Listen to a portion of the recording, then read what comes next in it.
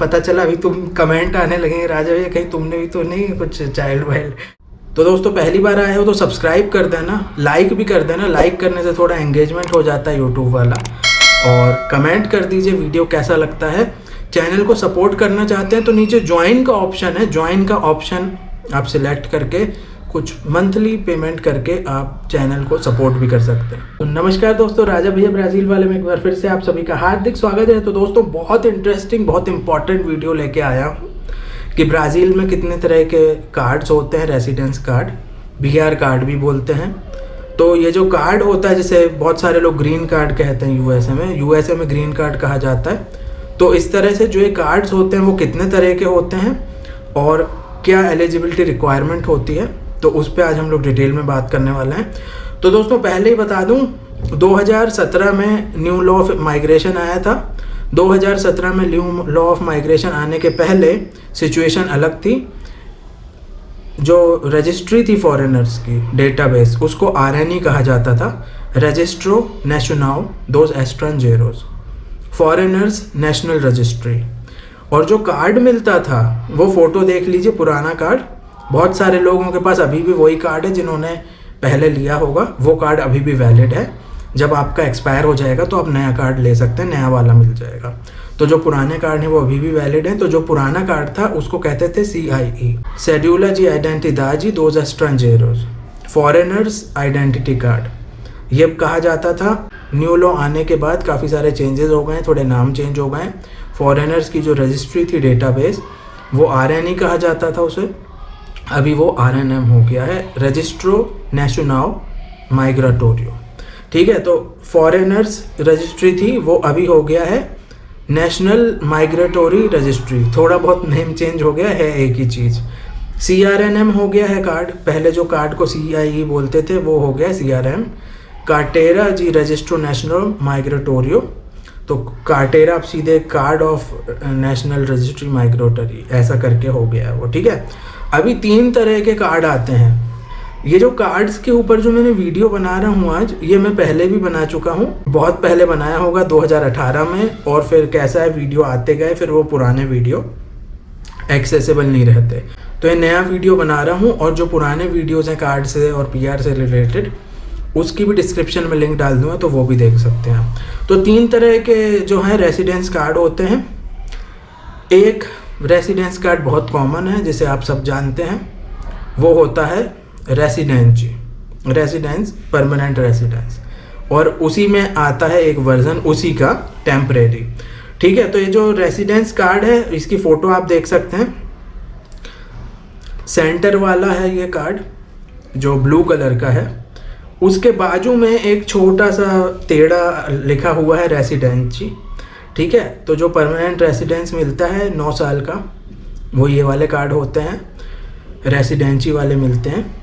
इसी में एक टेम्परेरी वर्जन मिलता है 2 साल का। जो स्टूडेंट या वर्क वीज़ा पे आते हैं उनको साल या 2 साल का मिलता है, उस पर रेसिडेंसी नहीं लिखा होता। उसकी वैलिडिटी 1 या 2 साल होती है मैक्सिमम, और उस पर कुछ भी नहीं लिखा होता साइड में, मतलब वो टेम्परेरी है। ठीक है, तो अभी क्वेश्चन ये आता है कि ये जो कार्ड्स हैं, जैसे 3 अभी कार्ड देखे आपने, ये क्या है, मतलब कौन सा लेना चाहिए आपको, ठीक है, या कौन सा अच्छा है। तो दोस्तों ये जो कार्ड्स हैं ना, ये चूज़ करने वाली चीज़ नहीं है या अच्छा बुरे वाली चीज़ नहीं है कि ये अच्छा है ये बुरा है। ये जो कार्ड्स हैं ये एलिजिबिलिटी वाली चीज़ है।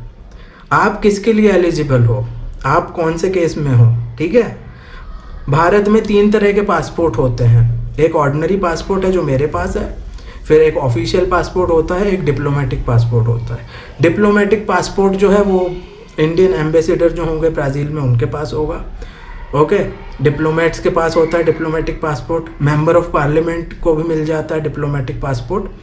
और फिर आता है ऑफिशियल पासपोर्ट। ऑफिशियल पासपोर्ट उनको मिलता है जो इंडियन गवर्नमेंट में नौकरी कर रहे हैं और कुछ ऑफिशियल काम से बाहर जा रहे हैं। ठीक है, इंडियन गवर्नमेंट में नौकरी कर रहे हैं, जैसे मिनिस्ट्री ऑफ एक्सटर्नल अफेयर्स में होगा, कुछ ऑफिशियल ड्यूटी पे बंदा बाहर जा रहा है तो ऑफिशियल मिलता है उन्हें।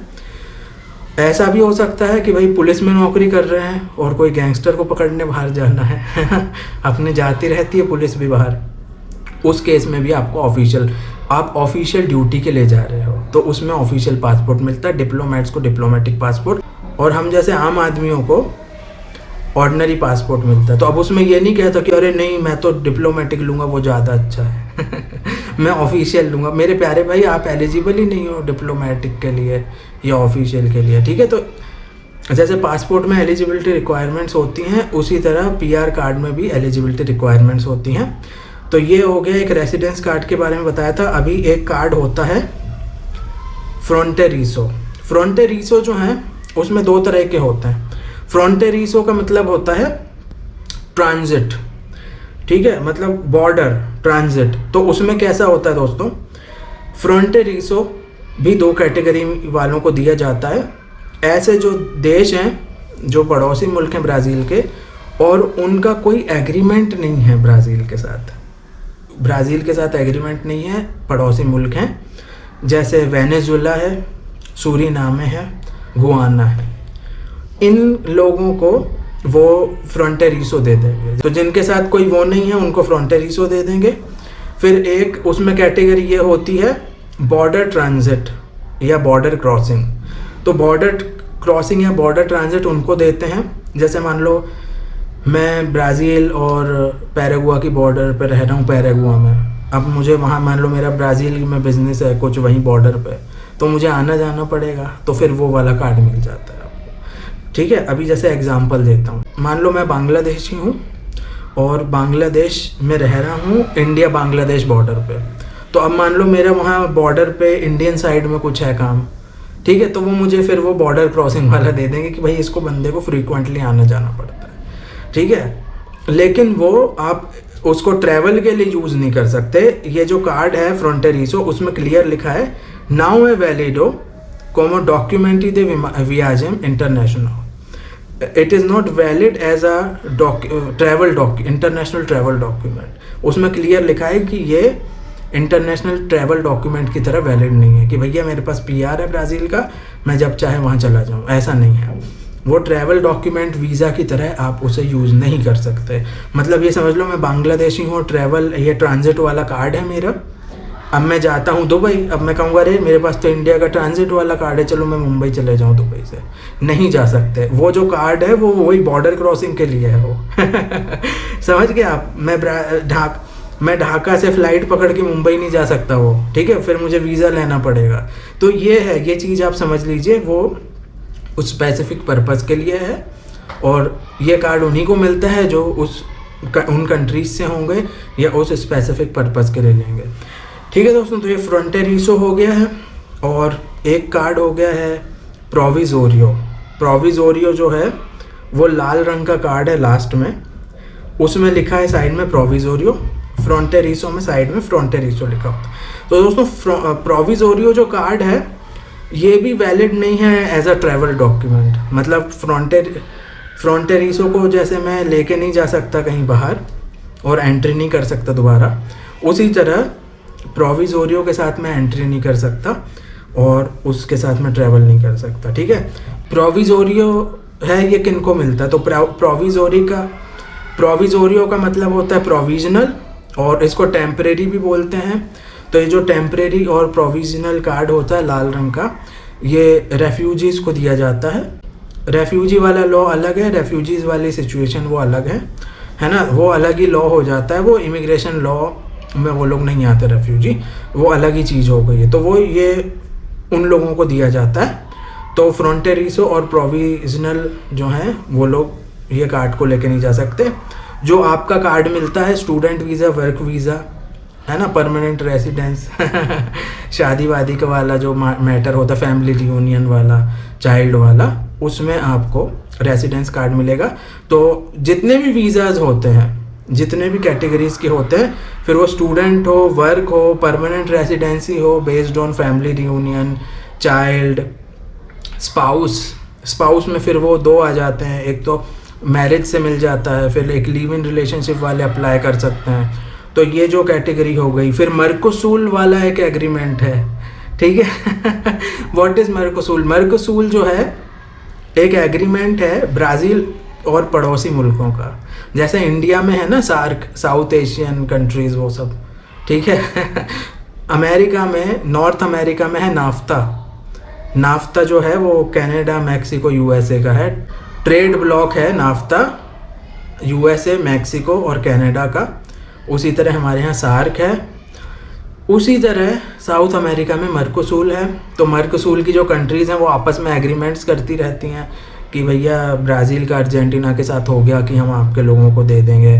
जैसे हम लोग इंडिया से नेपाल फ्री में जाके रह सकते हैं, हमें कोई वो नहीं चाहिए, कोई वीज़ा कुछ नहीं चाहिए, बस आई कार्ड ले जाके मैं रह सकता हूँ। नेपाली लोग जो हैं वो यहाँ आके रह सकते हैं। तो इसी तरह से वो हो गया। हमारा केस अलग है। हमारा जो है ना, इंडिया और नेपाल का यूरोपियन कंट्रीज़ की तरह फ्रीडम ऑफ मूवमेंट पूरा फ्री है। मतलब मैं अगर यूरोपियन यूनियन के कोई भी देश में रह रहा हूँ तो मैं यूरोपियन यूनियन के कोई भी देश में जा सकता हूँ। अगर मैं जर्मन सिटीज़न हूँ तो मैं पूरे यूरोप में कहीं पे भी रह सकता हूँ। फ्रीडम ऑफ मूवमेंट है। इंडिया नेपाल में फ्रीडम ऑफ मूवमेंट है, टोटली फ्रीडम है। यहाँ पे इन लोगों का मर्कोसूल में एग्रीमेंट है कि अगर कोई आना चाहता है तो फिर उसको वो रेसिडेंस परमिट वो अप्लाई कर सकता है। तो ऐसे जितने भी हैं, अब देखो आपने देख लिया कितने सारे तरीके हैं जिससे पीआर मिलता है। मर्कोसूल का अलग पॉलिसी है पीआर का। पीआर बोला तो लोगों को लगता अरे पीआर है, अरे शादी किया है, अरे इसने चाइल्ड किया होगा, अरे इसने लिव इन रिलेशन। मेरे प्यारे भाई, पीआर बहुत सारे कैटेगरीज हैं। अभी मैं पीआर का भी वीडियो लेके आने वाला हूँ। पीआर की तो मैं कैटेगरीज बता दूंगा। हो सकता है मेरी 5, 10, 15 कैटेगरी पीआर की बता दूंगा ना, उसके बाद भी कोई रह जाए, ठीक है। इमिग्रेशन लॉ में है सब। तो ऐसा नहीं होता कि भाई अरे इसको पीआर कहाँ से, शादी करी, अरे इसको लिव इन रिलेशन है, अरे चाइल्ड है। तो मतलब जो भी बंदे वहाँ रह रहे हैं सबका या तो वाइफ होगी या हस्बैंड होगा या तो बच्चा की होगा। तो भाई ऐसा होता है। अभी पता चला, अभी तुम कमेंट आने लगेंगे राजा भैया कहीं तुमने भी तो नहीं कुछ चाइल्ड वाइल्ड। नहीं भाई, मैंने कुछ नहीं किया, ठीक है। पहले ही बता देता हूँ क्लैरिफिकेशन, ठीक है। तो ऐसी मस्ती मजाक करता रहता हूँ मैं। बहुत सारी कैटेगरीज हैं पीआर की, अभी न्यू कैटेगरीज जुड़ी हैं, वो सब मैं आपको बताने वाला हूँ।